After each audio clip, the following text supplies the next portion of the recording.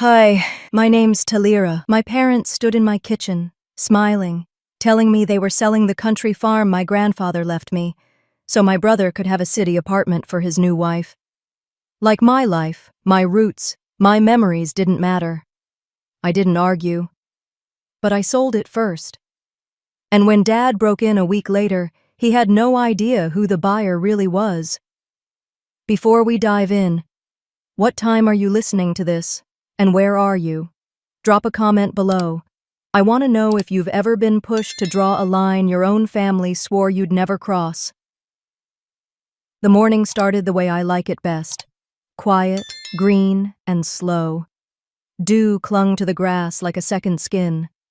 The old oak behind the porch gave a soft shiver, throwing shade over the steps where I sat with coffee and the brass key to the farmhouse turning in my palm. Cut hay sweetened the air. A wind chime, 3 tin spoons my grandfather wired together, clicked in a lazy rhythm. He called this place a promise, not a property. "Land remembers who kept it alive," he used to say, handing me that key as if it were a vote of confidence. I walked the fence line, checked the latch on the pasture gate, and ran my hand along weathered rails, smoothed by decades of cattle noses and human hands.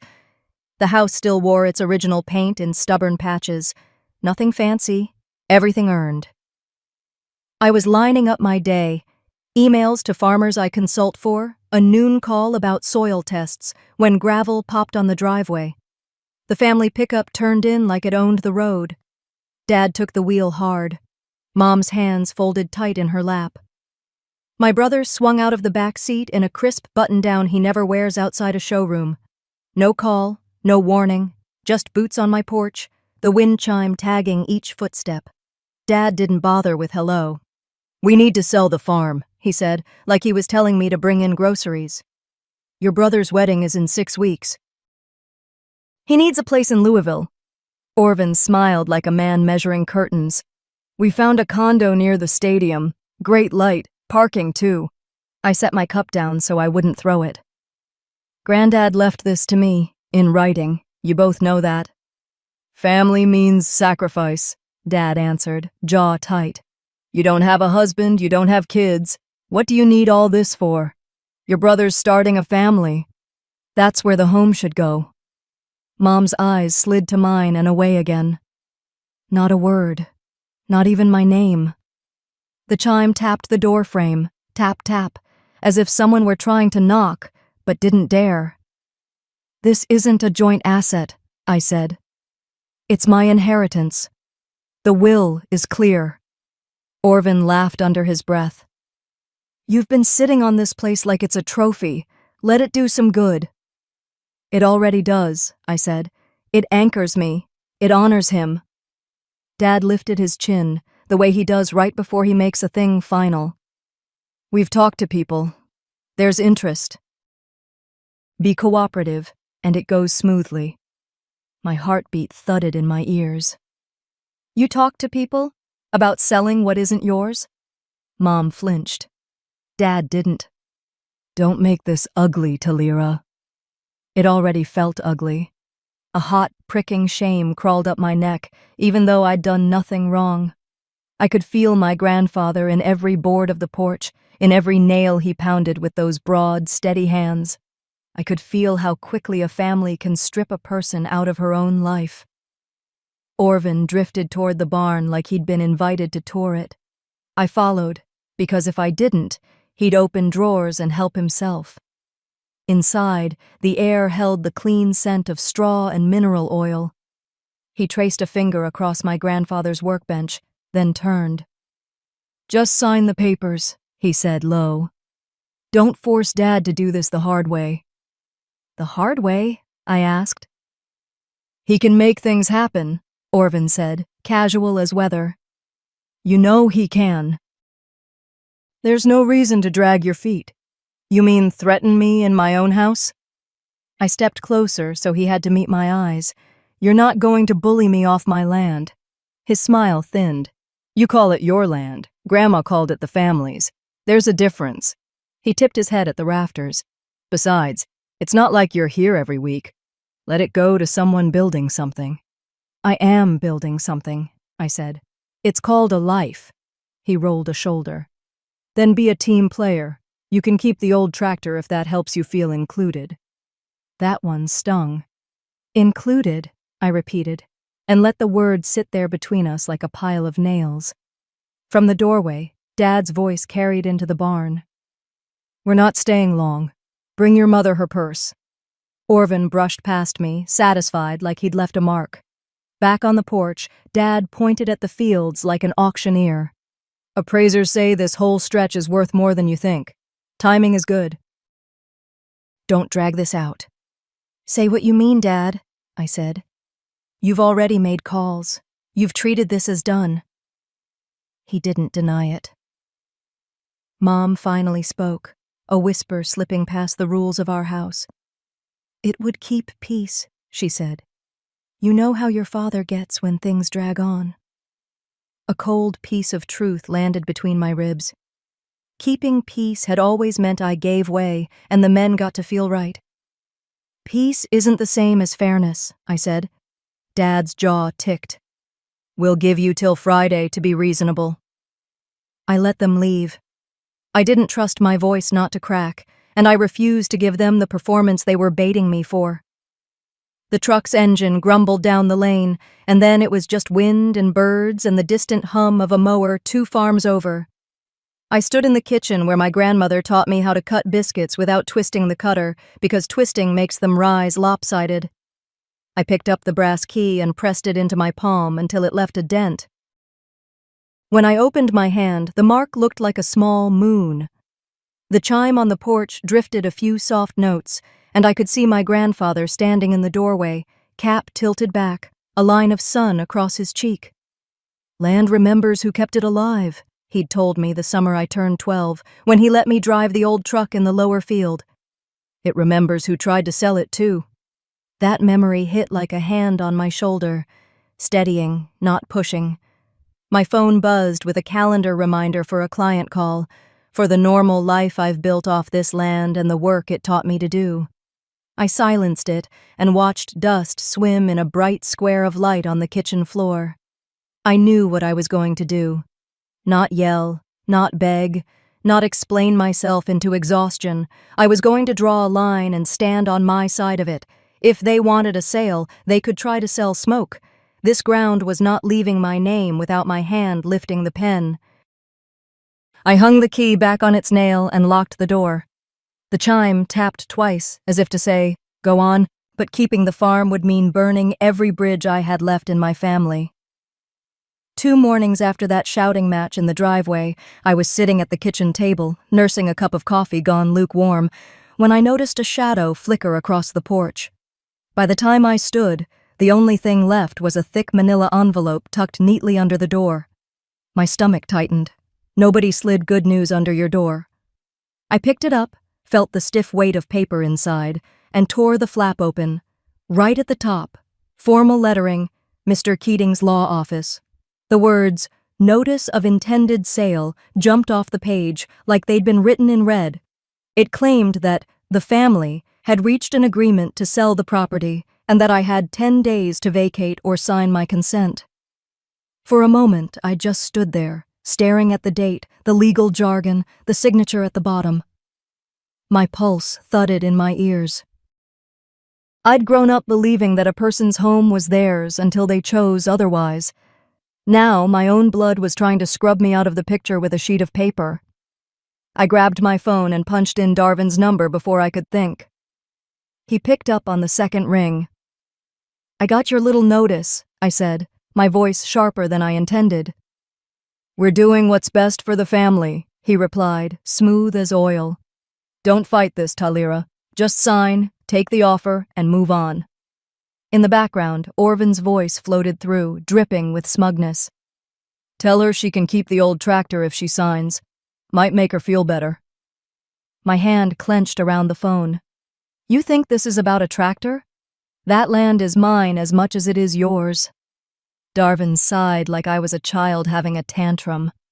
Not worth dragging this out. You'll just make it harder on yourself. Then the line went dead.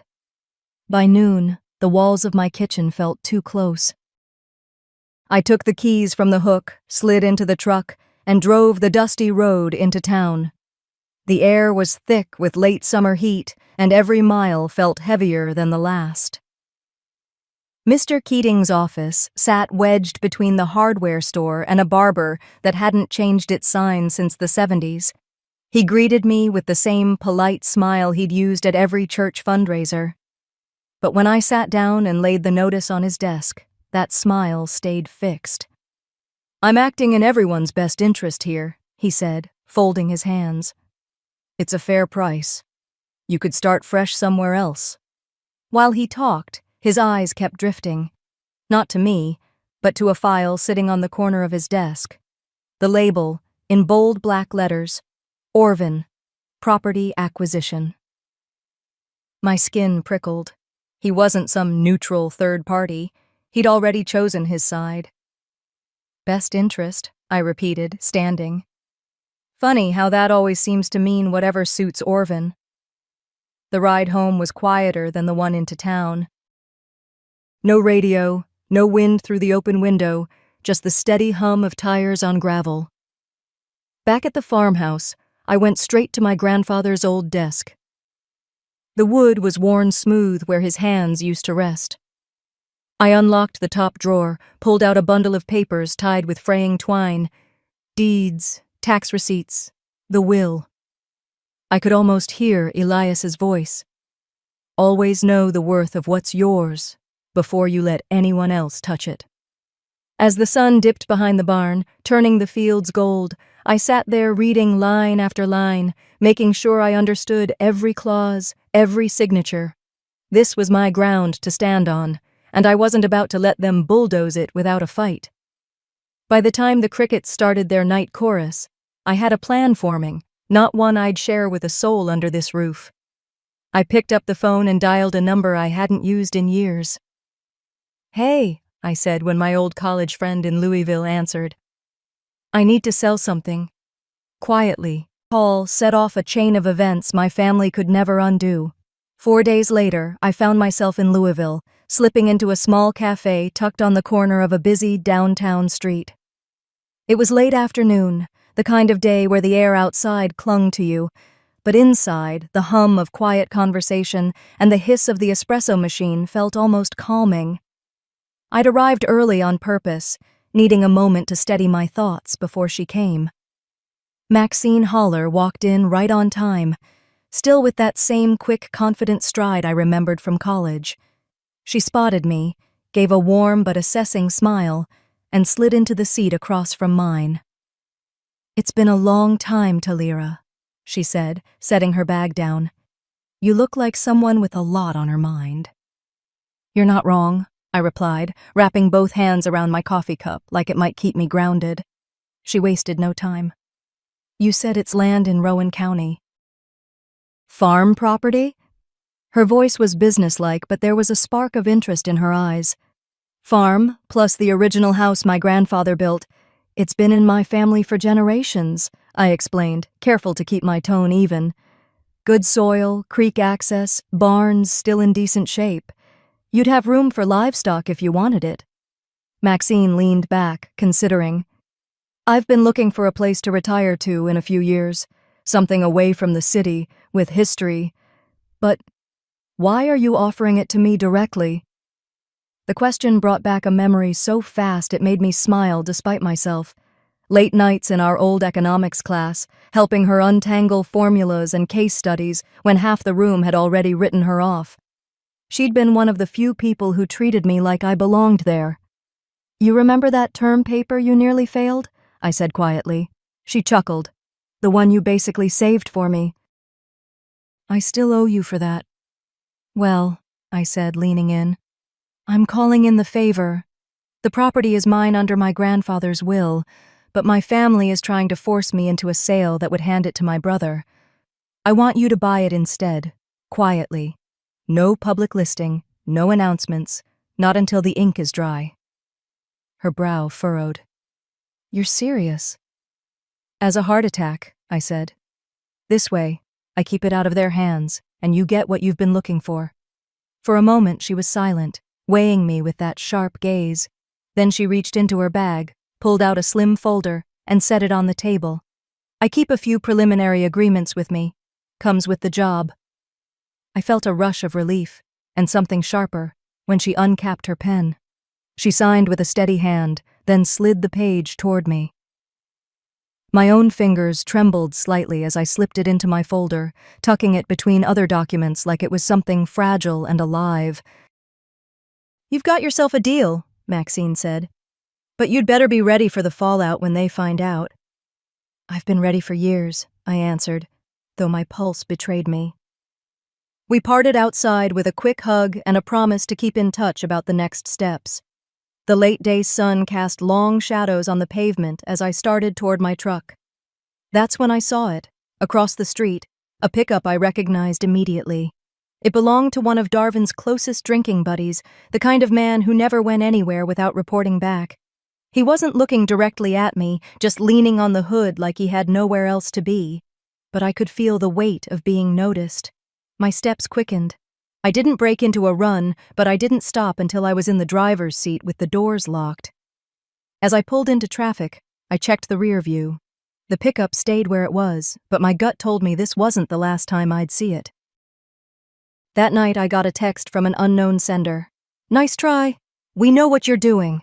I sat there for a moment after reading that text, my thumb hovering over the screen like I might somehow undo it by not moving. The hum of the refrigerator in the kitchen was the only sound in the house. My laptop was still open on the bed beside me, the contract folder resting on top of it, right where I'd left it after getting home from meeting Maxine. The words glowed on the screen, short, deliberate, and heavy. "Nice try. We know what you're doing." I locked the phone, set it face down, and forced myself to take a slow breath. My mind was already moving faster than my pulse. If they'd figured out I was making a move, then someone had been watching me closely enough to catch more than just coincidence. 2 minutes later, the phone buzzed again. This time the message was colder. "This won't end well for you." My throat tightened, but I didn't respond. I'd learned long ago that engaging only fed them more fuel. Instead, I got up, crossed the room, and switched on the small lamp by the window. The light spilled across the edge of the curtain, showing the faint reflection of my own tense face in the glass. The phone rang. The name on the screen, Darvin. I considered ignoring it, but the part of me that wanted to hear exactly what he thought he knew won out. I answered without a greeting. He didn't waste time. "Dad came across some paperwork tonight. Interesting stuff. Looks like you've been busy." His voice had that smug tilt I knew too well, the one he used when he thought he had the upper hand. "Then you already know it's my business," I said evenly. He laughed, low and sharp. "We'll be taking control one way or another, Talira. You can either save yourself the trouble or keep playing games. But you know how this ends." I let the silence stretch just long enough to make him wonder if the line had dropped. "You should stop assuming you know the ending," I said finally. "That a threat?" he asked, tone turning hard. "It's advice." He exhaled through his nose, an old tell that meant I'd gotten under his skin. "Don't make us come down there." The line went dead before I could reply. I stood still, phone in hand, feeling the weight of those words settle like damp concrete. Then, through the thin curtains, a wash of light swept across the room. Headlights. Slow. Deliberate. I stepped to the side, peering from the edge without touching the fabric. A pickup idled at the curb, engine low and steady. I didn't need to see the driver to know it wasn't a coincidence. My fingers moved on their own, sliding the deadbolt into place, checking the back door, turning the latch on every window.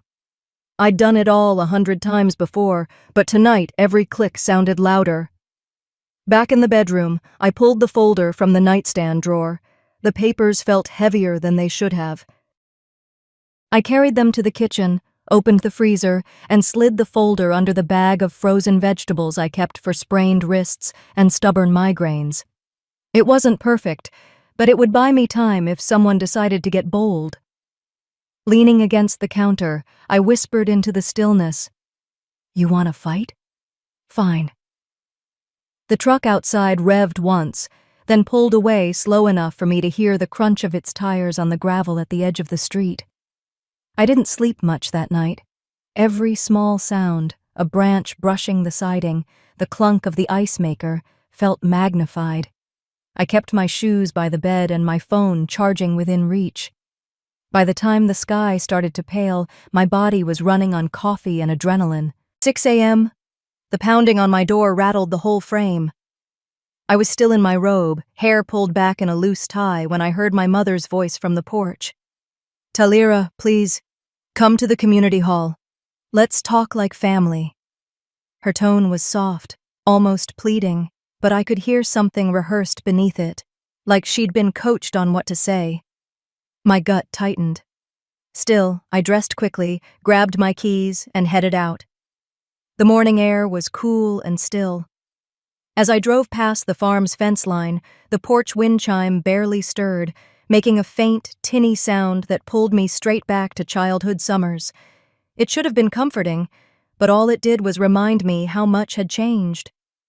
When I pulled up to the community hall, there were already a dozen cars parked out front. The old building smelled faintly of coffee and dust when I walked in. Folding chairs had been arranged in a circle, and every seat was full except the one clearly meant for me, directly across from my father. Darvin sat stiff, his hands on his knees, eyes fixed on me. Mr. Keating, the family's attorney, was beside him with a folder on his lap. Orvin was slouched in his chair, scrolling on his phone like he had someplace better to be. No one offered me coffee. No one smiled. I sat. The metal chair legs scraped on the floor. Mr. Keating slid a document across the table toward me. "This simply acknowledges your intent to sell the property for the benefit of the family," he said, his voice as smooth as glass. Before I could answer, my aunt murmured from 2 seats down, "It's what your grandfather would have wanted." I looked at her. "The will says otherwise." Darvin's palm smacked the table, making the coffee cups jump. "Wills can be amended in spirit," he said sharply. I stared at the page in front of me. The memorandum of agreement already had signature and date lines filled in. This wasn't a talk, it was a setup. Orvin leaned forward slightly, softening his voice. "Look, you can keep the tractor. We'll even let you visit the new place we buy. You don't have to make this harder than it is." Mara's eyes brimmed with tears. "Don't break this family, Talira," she whispered. Then, as if on cue, someone near the back pulled out a phone and angled it toward me, recording. The air in the room changed instantly. This wasn't just about pressuring me in private anymore. They were building a story for anyone who'd listen. Mr. Keating tapped the page. "Initial here, then sign at the bottom." I could feel every pair of eyes on me, my fingers wrapped around the pen. For a moment, I let my mind drift, smelling cut hay, hearing the faint ring of the wind chime on the porch. I could almost see my grandfather's handwriting on the will. I pushed my chair back. "I need a minute." Paper in hand, I stepped outside into the crisp air. The side door of the hall had a glass pane, and through it I caught sight of Mr. Keating's open briefcase. A paper inside was turned just enough for me to read. "Orvin, property acquisition," with a glossy photo of a condo and closing target 3 weeks scrawled underneath. My phone buzzed. A text from an unknown number lit the screen. "Remember, we can do this without you." The weight in my chest shifted. The fatigue burned away, replaced by something sharper. Clarity. They were already spending what they thought they'd take from me. My presence here was theater. I walked back in, calm now. "I won't sign a memo that pretends this is my decision," I said evenly. Darvin leaned forward. "Then we'll proceed without it." "Proceed however you like," I replied, my voice steady. "But any transfer without my consent will be void. And this meeting, this pressure, won't look good if anyone outside this room asks how it went." Mr. Keating's expression shifted, just slightly, like he'd lost his footing. I slid the unsigned paper back across the table. Orvin muttered under his breath, "You'll regret this." I stood, tucking my phone into my pocket, and walked out. On the bulletin board by the door were faded photos from old harvest fairs. Me as a kid with a blue ribbon in one hand and a slice of pie in the other. My chest tightened, but I kept moving. Outside, I pulled up a contact labeled M. Holler and pressed call. When the line clicked, I said only, "We accelerate." I pulled into the driveway, the porch light was on, and my front door hung half open. The sight stopped me cold. I killed the engine and sat there for a few seconds, my hands gripping the steering wheel. That light. I knew I'd turned it off before leaving. The breeze coming off the fields seemed to slip right through me as I stepped out, scanning the yard, the shadows between the trees. I pushed the door open with my foot, half expecting someone to be standing there. Instead, the living room looked like a windstorm had ripped through it. Drawers yanked open, papers scattered across the floor. The coffee table had my old family photo album lying face down, pages bent, a picture of me as a kid peeking out like it was trying to escape. This wasn't a random mess. It was surgical.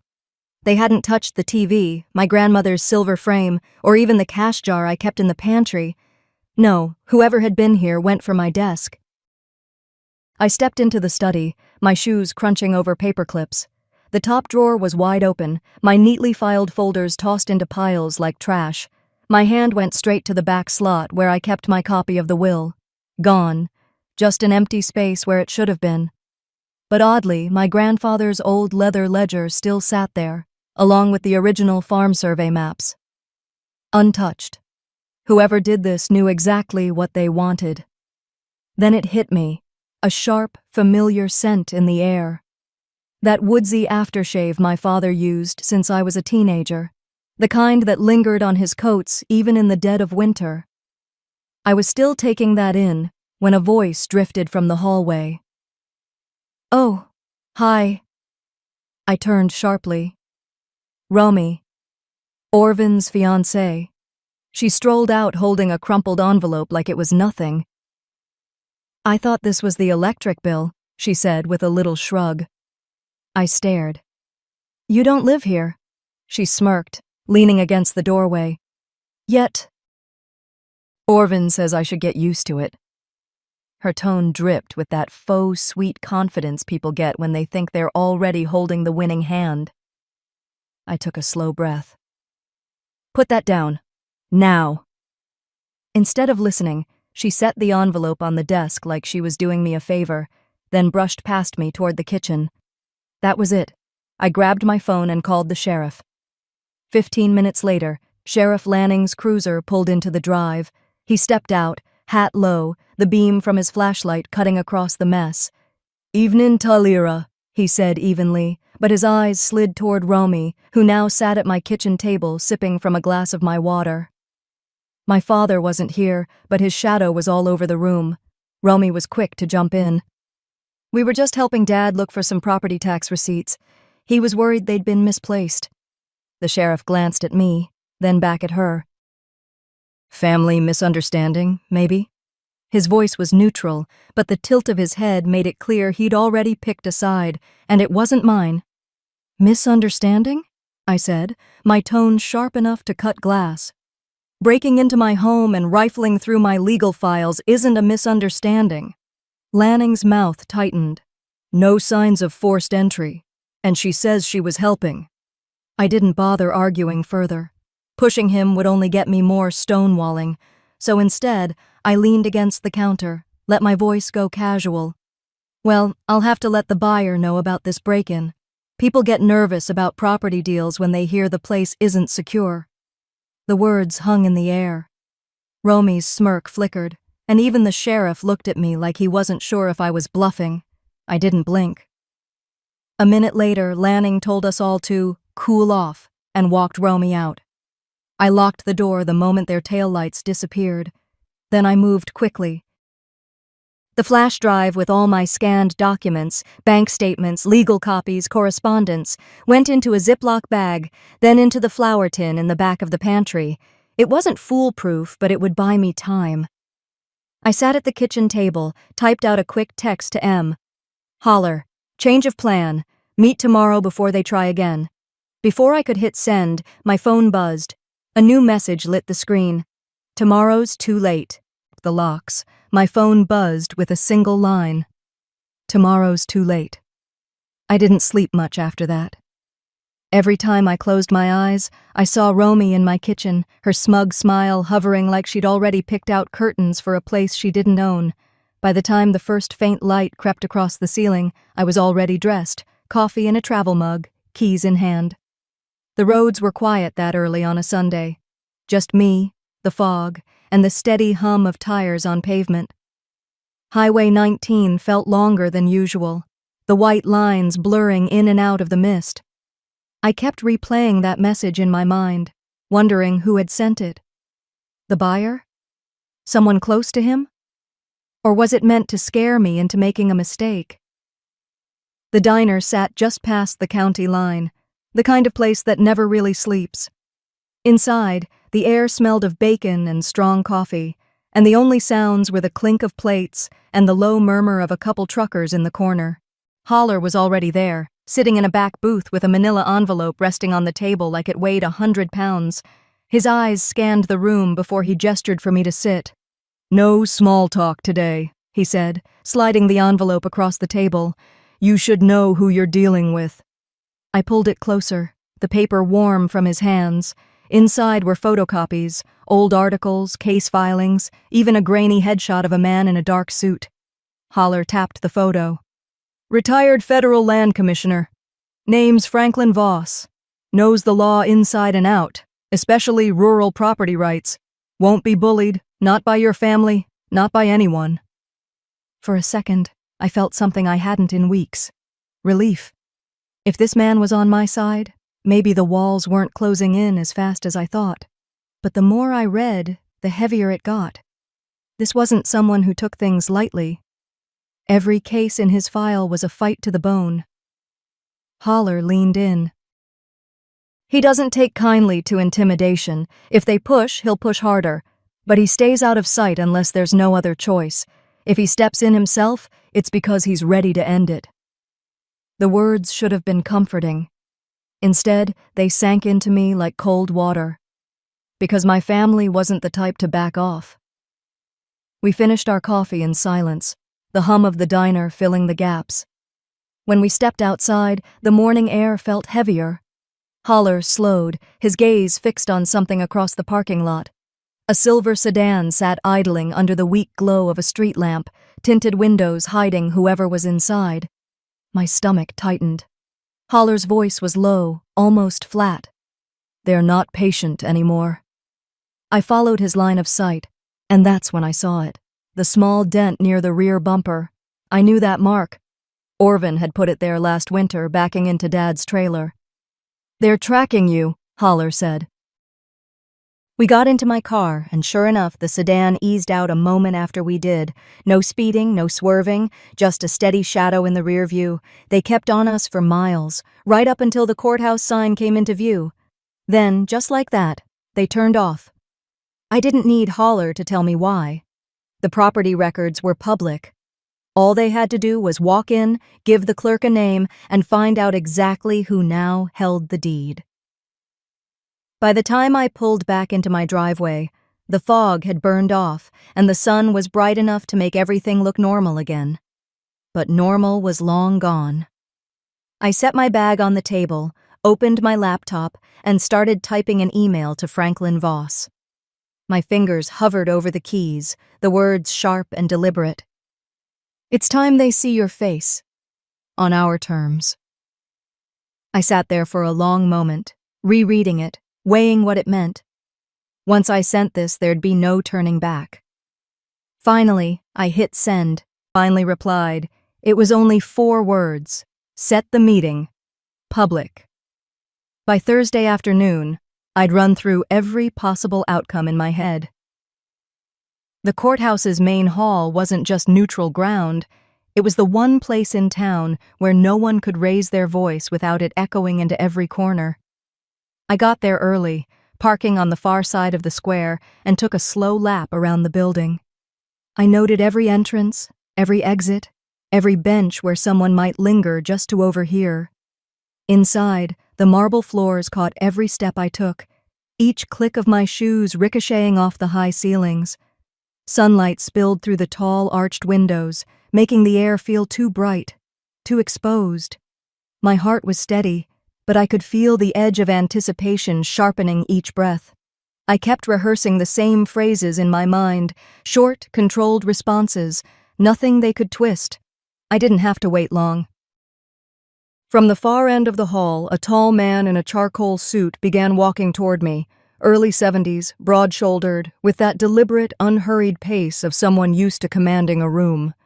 I knew the face from the files Holler had given me, Robert Hale, the former federal land commissioner who had stopped more than one family from losing their land to predators in suits. "Miss Marin," he said, his voice low but carrying. He shook my hand firmly.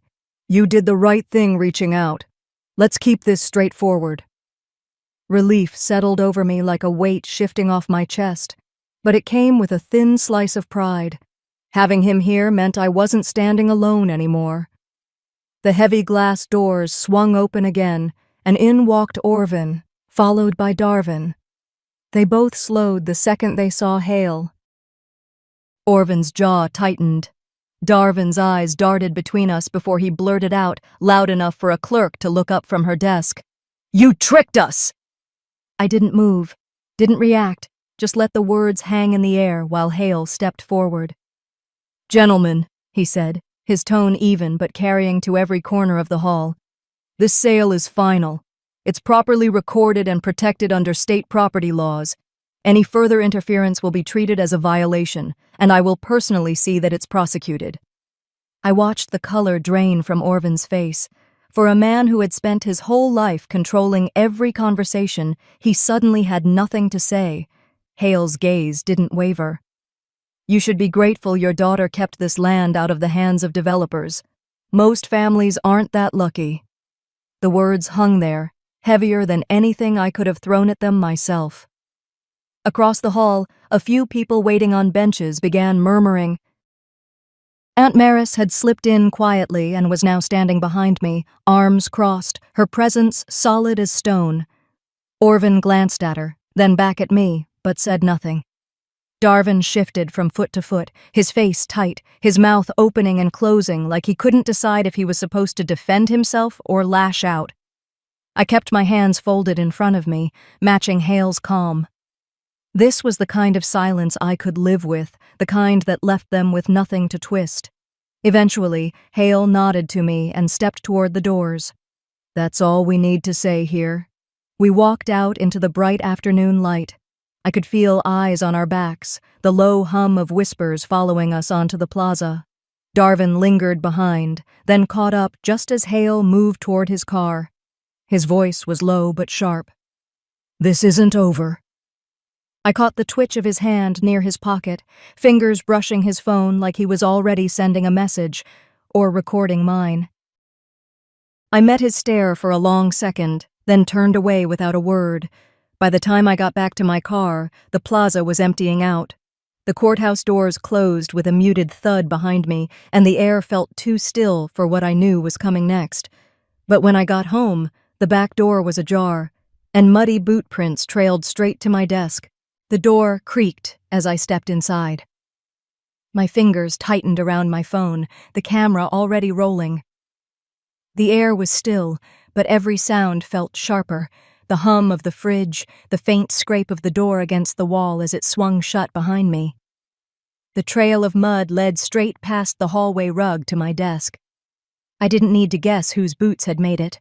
Darvin's tread was always heavy, leaving that same pattern of half-worn heel and uneven edge. My pulse stayed steady, but the heat in my chest was spreading. The desk drawer hung open.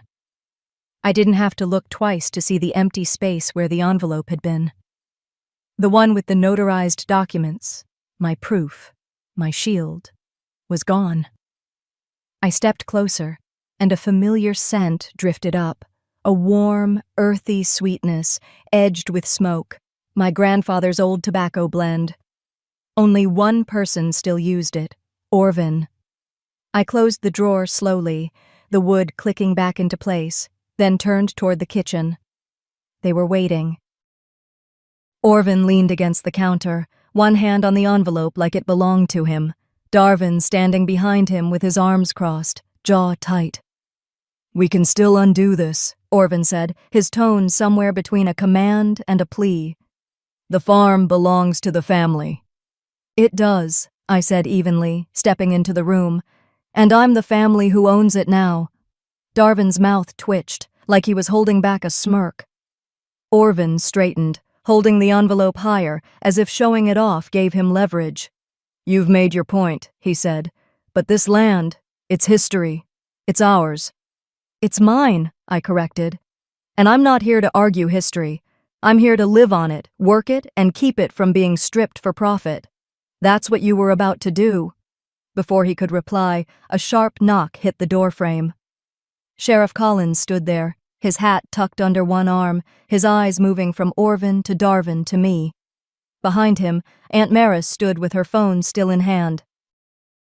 "Got a call about an unlawful entry," Collins said, stepping inside. "And from the looks of it, maybe a little evidence tampering." Orvin turned, his voice clipped. "This is a misunderstanding." Collins didn't move. "I don't misunderstand muddy boots leading into someone else's home, or a drawer pulled open without permission." Darvin stayed silent, his arms tightening across his chest. I took a step forward, closing the space between me and my father. My voice was calm, but it carried, "This is the last time you come into my home uninvited. There are boundaries now, and you're going to respect them." Collins gave a single nod. "Sounds fair to me." He glanced at Orvin. "I suggest you both head out before this becomes something that shows up in a court file." Orvin's gaze lingered on me for a beat too long, but he set the envelope down on the table and turned toward the door. Darvin followed, his eyes fixed on the floor. The house felt bigger once they were gone, the tension lifting like a heavy curtain. Collins gave me a quiet, "Take care," before stepping out, and the screen door closed behind him. I stayed in the kitchen for a moment, letting the quiet settle. Then Aunt Maris appeared in the doorway. "Coffee?" she asked. We carried 2 mugs out to the back porch. The sun was dipping low, spilling amber light over the fields. The rows of grass swayed gently in the breeze, untouched and still mine. We didn't need to talk. The warmth of the cup in my hands and the stretch of land before me said enough. I wasn't proud of how ugly it had gotten, but I knew I'd done what had to be done. Protecting what mattered didn't mean destroying my family. It meant saving myself. I took a slow sip, watching the sky deepen. Somewhere in the distance, a bird cut across the horizon, moving steady and sure. I sometimes wonder if they ever forgave me. But I know I forgave myself.